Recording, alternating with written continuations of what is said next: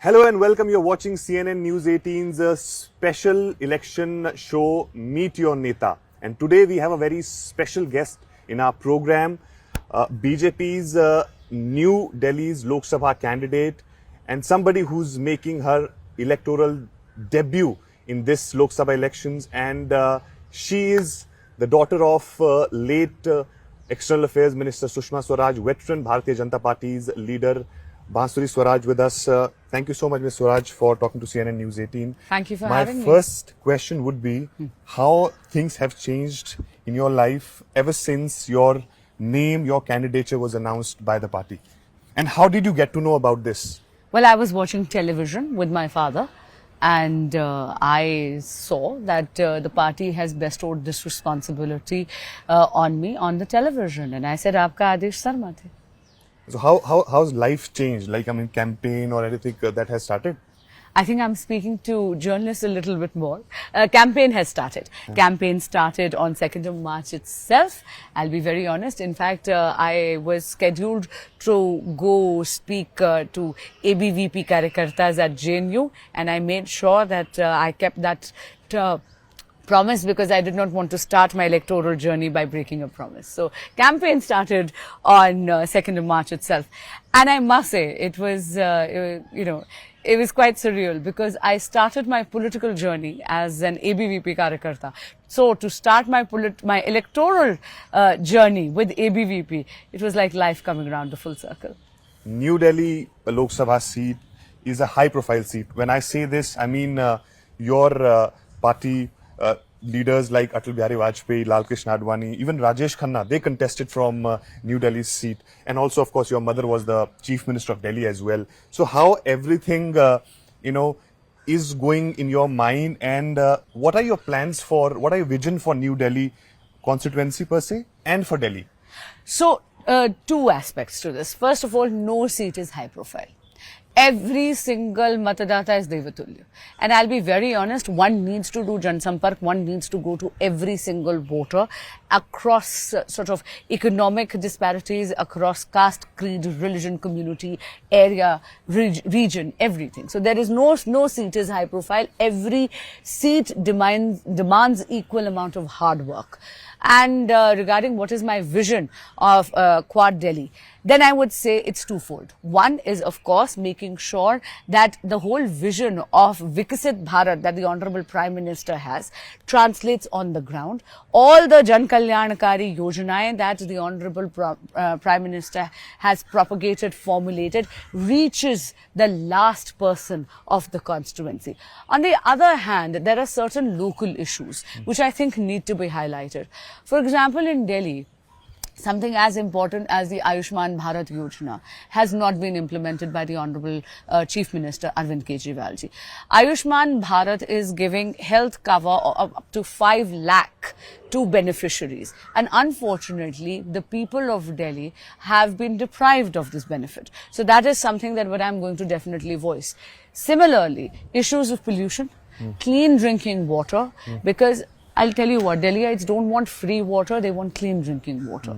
I have strategies to implement, which I'm not going to share right now. Let me, if the public chooses me as their representative, then these two aspects of clean air and clean drinking water is something that I'm definitely going to highlight and do something very strategic about it.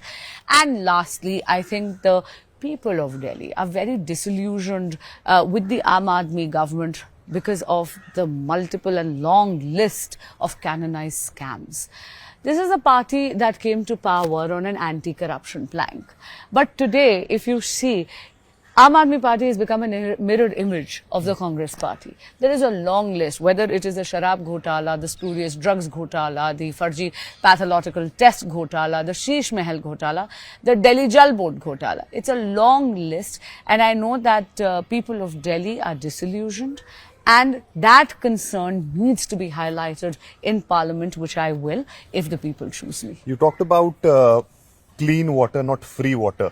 I mean, not only water, but electricity, and in fact, the bus rides for women. And also now, Arvind Kejriwal government has announced 1,000 rupees per month for women in Delhi. How do you see this freebie culture and how you are going to counter this? The people of Delhi are very, very smart. Now, let's take the last example that you gave. The latest example is what they said, announced in their budget. I was watching an interview of Atishi ji, and the Honorable Minister said that this is something which is not going to be implemented in the near future at all. It is first going to go to cabinet by June, then they're going to take a decision on it, then they're going to sort of implement it maybe by October, etc. But I'll tell you what's happening. If you see, the Honorable Chief Minister had actually sworn on the lives of his children that he is not going to go into a coalition with the Congress party. Then he did a 180-degree U-turn.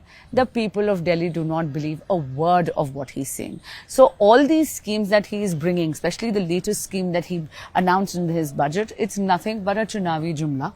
And people of Delhi are very, very wizened up. Of course, if I'm chosen as a member of parliament to represent the concerns of the New Delhi constituency, then I am going to make sure that I can do everything in my power to not only highlight these concerns, but also solve them to the best of my ability. Ever since your candidature announced by Bharatiya Janata Party, I saw Atishi's press conference. I saw Somnath Bharti's press conference. Now, what Atishi says that you were part of the legal team who were representing Lalit Modi. She also raised the question of Chandigarh mayoral election. You were also part of that team. She's calling you anti-democratic. And Somnath Bharti asked you 5 questions. And in fact, he calls you Deshdrohi. So how would you respond to these allegations? I would respond to each of those allegations if they were correct. I've said this time and again. The research team of Aam Aadmi Party is maha-lazy. Atishi ji and Somnath ji should have just given me a call when they wanted to do a press conference. Kwame, I would have sent them a copy of each and every order. They need to first get their facts right before asking me these questions based on false allegations. लेकिन मैं कहूँगी आप कीचड़ फैलाते रहिए, मैं कमल खिलाती रहूँगी. Because this New Delhi Lok Sabha seat has Arvind Kejriwal's assembly constituency as well. And of course, Aam Aadmi Party has been saying that they have done tremendous work in Delhi. And especially this time around, Congress and Aam Aadmi Party are contesting together. So how that calculation goes into your mind and your, all the strategies that you're making around them? It does not. It does not. Because it is immaterial whether they're in coalition or not. First of all, not only, I'm actually a resident of Arvind Kejriwalji's constituency. I have not seen my elected legislative assembly member ever in the constituency. I'm saying this as a voter. Now, coming back to the coalition. It is immaterial whether the Aam Aadmi Party and the Congress are in coalition or not, for 2 reasons. If you see, the Aam Aadmi Party leader, Arvind Kejriwal ji, the Honorable CM, used to sort of flash this black diary in which he used to say that it's a 500 crore corruption club. That particular book had a series of names of many Congress stalwarts in it. Today, the Aam Aadmi Party is drenched in corruption head to toe. It seems as if they have achieved the eligibility criteria for this 500 crore membership club. Also, this is a coalition that is wedged on selfish interests. And whenever you have a coalition that is hinged on selfish interests, that is when your Raj Dharma and Rashtra Dharma, they both get slaughtered at the altar. I'll give you a simple example. What happened in Sandesh Khali? Not a single member of the Congress party or the Aam Aadmi Party spoke against the horrors of Sandesh Khali. Similarly, there were very serious allegations against an Aam Aadmi Party leader about POCSO allegations of misbehaving with a minor daughter of another Aam Aadmi Party worker. The Congress remains silent and the Aam Aadmi Party remains silent. In fact, it just shows that they are so busy sort of dealing with their Gadbandhan Dharma that they have forgotten their Raj Dharma and their Rashtra Dharma. Arvind Kejriwal just got the bail from the Delhi's court in that ED's matter in the court, and also alongside K. Kavita has been arrested by the agency. How do you see these developments? So, it's very, very saddening that it even came to this, that Mr. Kejriwal had to seek bail. First of all, this was a bailable offence, so he was about to get bail. There's nothing new in it. So I know that he's sort of pumping it up as a great victory. What is really saddening is that the Honorable Chief Minister had to even seek bail.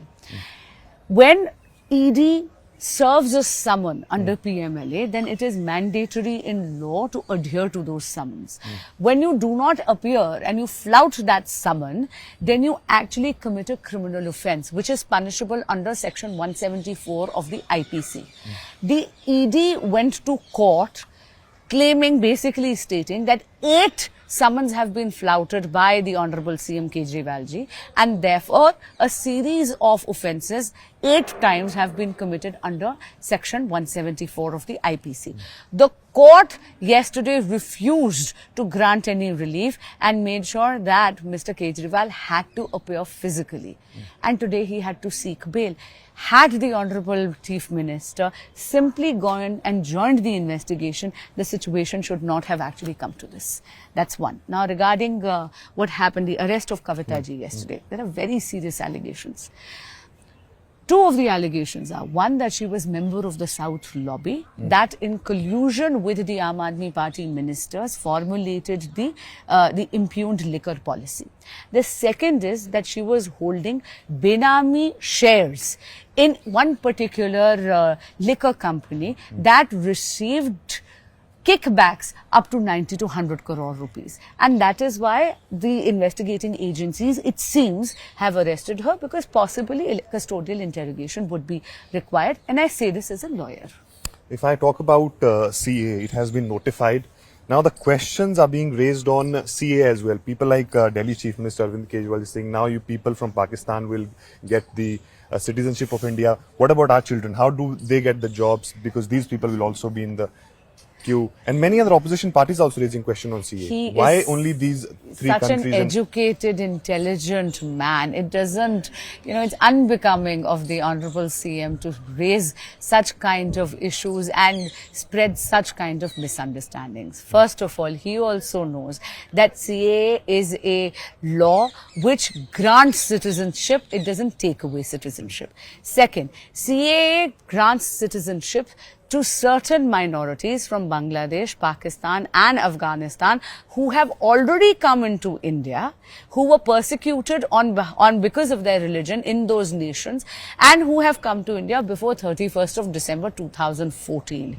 Right? They already have refugee status. It just expedites that sort of citizenship process for them. This is a promise that was made by the founding fathers of the nation. Unfortunately, the history of India is that we were partitioned on religious lines. That particular time, violence was so widespread that many of the minorities from Bangladesh, Pakistan and Afghanistan could not make it across the borders. The then government had promised that once the situation settles, come to India, this is your land, your citizenship will be granted. Later on, the Congress government sort of went back on their word. The Bharatiya Janata Party is fulfilling that particular promise. CA, the law was already passed in 2019. This is nothing new. Only the rules have been notified now because they were delayed due to COVID. Power flows from the legislation, not from the rules. And it is very disheartening to see that Mr. Kejriwal is actually indulging in vote bank politics and spreading misinformation. He should not be doing it. The next question would be that your government passed the Women Reservation Bill in the Parliament, and which was very significant. And now you have already released the list of 267 candidates. But many opposition parties are raising this question that, this women reservation cannot be implemented right now due to certain constitutional reasons. Of course. But at least you can show this in your candidate list that you are giving representation to women. Only 16% women have got tickets as of now. That is such an unfair criticism. Let's talk about Delhi. Aam Aadmi Party has not actually given ticket to a single woman candidate. And on the other hand, the Modi government has already ensured that the Bharatiya Janata Party has fielded not 1 but 2 women in the field, both Kamaljeet Sehrawat ji and myself. See, I'll tell you what, Modi ji jo kehte hain, wo karte hain. Nari Shakti Vandan Adhiniyam, 33% reservation in favor of women to ensure political empowerment of Matra Shakti of the country is such a significant step. No other government was able to actually formulate a political will across party lines, but the Modi government did. 27 साल पुराना विघ्न उन्होंने हरा है ये नारी शक्ति वंदन अधिनियम लाकर. So I'll tell you what, I think sometimes the opposition sort of rakes up issues only for the sake of raking them up. And if we talk about the target that Prime Minister Modi has talked about, like 400 seats for NDA and 370 seats for BJP. Ji. The question which is being asked is that how that is going to be achieved, and also if you are so confident about this target, then why it required party to change or drop 6 sitting MPs in Delhi? So there are two questions in this. Yeah. First, ab ki baar 400 par, it is a pledge. It is not a nara. ये संकल्प है और संकल्प को सिद्धि तक लेके जाएगी भारत की जनता. Right? Now comes the whole aspect of changing. Now let me tell you, Bharatiya Janata party में टिकट कटता नहीं है, टिकट मिलता है. हमारे यहाँ पर पद नहीं होते, दायित्व होते हैं. As long as the responsibility has been bestowed to you, you actually discharge it to the best of your ability. Later on, if that responsibility, the baton is passed on to somebody else, then one is supposed to guide them in actually making sure that that individual fulfills that responsibility to the best of their ability, because perhaps the party has thought of different rules for you. It's as simple as that and nothing more. Last question before you, head towards your programs for the day. Any piece of advice that your mother would have given to you, for life or for the politics that you want to share with the viewers? Oh, absolutely. I know that she would have said, "Nirbhay raho, nirbhik raho. Kaam karti raho, baki sab kuch Krishna pe chhod do." Thank you so much. Thank you so much. That was the BJP's New Delhi Lok Sabha candidate Bansuri Swaraj talking to CNN News 18 with camera person PK Das, Arun Dhanta in Delhi.